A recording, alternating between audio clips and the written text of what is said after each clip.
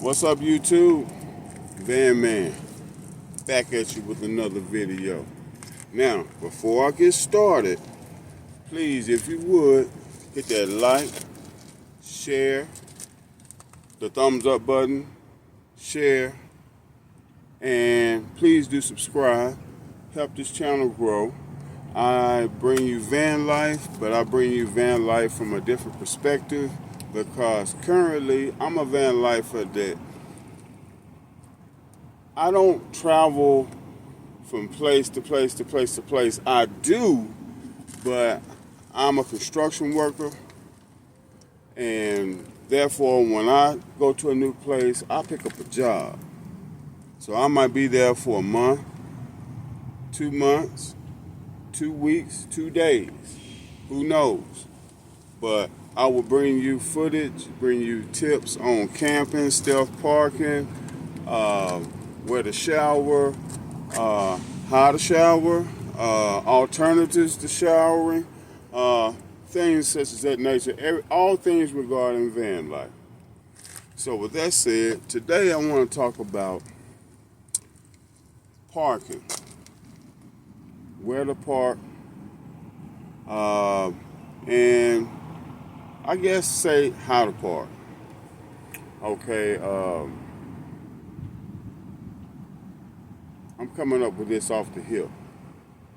So I just roll with it. I push record and I start running my spiel because I've done this for a while. I'm quite experienced, and plus I don't have the time to sit down and write down things. I got a lot of other things going on. So with that said, for one thing, the knock.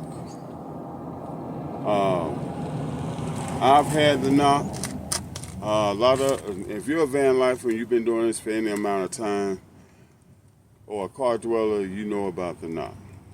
So one of the ways that I avoid the knock is that I try to park in places, especially because I'm in urban areas. So urban areas sort of make it easier. I try to pit first. I go to nice areas, and I try to park in places where you're supposed to be parked overnight, possibly sleeping in your car, i.e. truck stops, a Love's, a Flying J, a Pilot, any one of those, a Road Runner. Shout out to Road Runner in the Midwest. They're mostly on the state highways. I don't see them out there on the main ones. But yeah, in some cases, a Planet Fitness, it depends.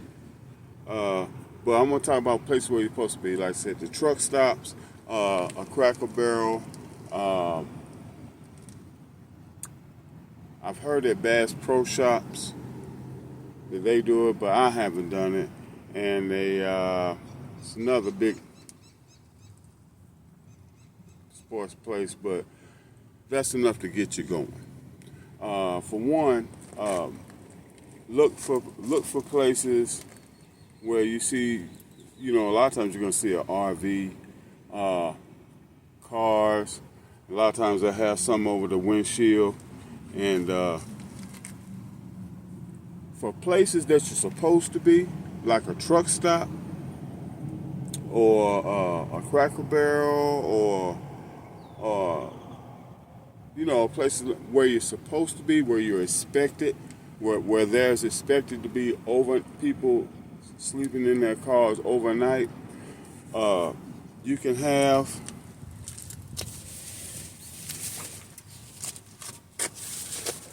these to cover your windshield, to keep the well, this is just an example of a windshield cover.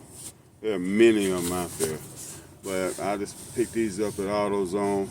They fold up real well, and I throw them up in the windshield to cut off the glare, especially if you're at a truck stop. You got incoming lights that are hitting you at all angles.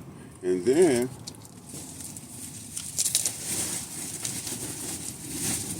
another example is this reflectix. Now, there's several ways you can do this, but one way is like just like this. I can use it for day and night. On both sides, it's reversible, but I got two. So I put these up in the window at night because I'm in a place where I'm expected to be. So cops roll by, see covers up on your windows. It's not a second thought. Cover up on your windshield is not a second thought. It's when you're in places that you're not supposed to be,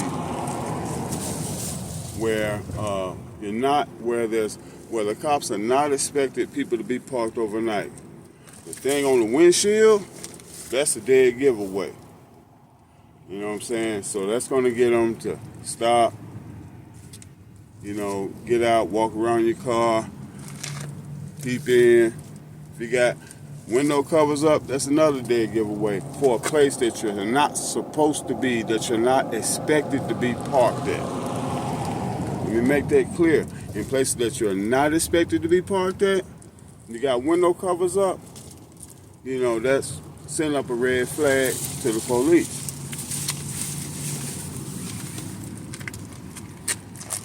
But in places like the truck stops, the Cracker Barrels, that's fine. Because, you're blocking out the light, you're expected to be there, and there's no problem. So that's one of the ways, the way to avoid the knock.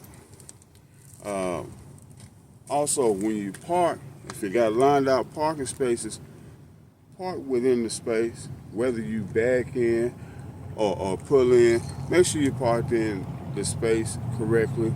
Don't be taking up two spaces and everything, because that might cause the people of the establishment to call the police. You got a person over there taking, you get a lot of shit started just by not doing stuff right. Some Walmarts you can still park overnight, depending on the city. When you roll up in a Walmart and you see, when you roll up in a Walmart, look. First of all, try not to spend the night at a Walmart. You know what I'm saying? If you can find a Cracker Barrel or a truck stop, that would be better, and you'd be more guaranteed of a good night's sleep. But if you're just about to knock out or what have you, and you can't push it anymore, if you haven't found those other two, and you ran across a Walmart, be sure to look for no overnight parking signs posted, because what else to be? It's assumed that you could possibly park there overnight if there's no overnight parking signs posted. Also look for other cars that look like they might be camped out.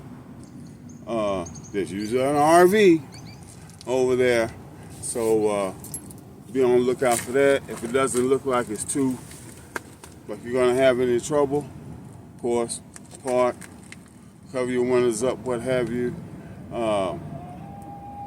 and park. Don't go park right beside somebody. You know what I'm saying? But go park in the vicinity of the other. You know what I'm saying? So as not to stand off alone, because that you can get picked on in more than one way that way. So because there's safety in numbers. So if you stay somewhere in the vicinity of the other campus. What else did I go over? Where to park where you're expected to be parked, park where there's expected to be overnight parkers, cops roll through, you're just another car park. And that's one of the ways, or the way, to avoid the knock. Do not park on side streets in front of people's houses. Just don't park on residential streets at all.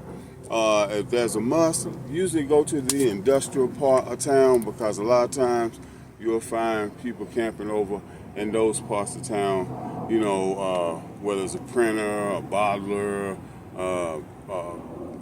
warehouses, that kind of area, the industrial kind of area. Check out those areas. And a lot of times in some cities, depending on the city, they let van lifers and car dwellers park in those areas because they're not bothering anything. They're well out of sight of everything. They're not downtown. They're not in the central business district or nothing like that. So they're happy with that. So yeah. So I hope that this video has been helpful. Hope you got something out of it. I talk about a vast array of things. You know what I'm saying? A lot of times I comment on stuff that's going on the job that I'm at because that's where I'm at 8-10 hours during the day until YouTube pick up and maybe I can do something else with it. You know what I'm saying? But in the meantime, that's how it goes down with me. Like I said, hope you got something out of this video. Hope you've been educated, informed, and entertained, hopefully. And please like, share, subscribe, hit that bell, get a notification the next time I make another video. I went a little long on this one, but yeah, I felt it was important information that you need to have. Until then, hey, I'm gonna go ride that bike. Have some fun. Oh, man, I gotta put something on the grill. Anyway, till next time, Van Man.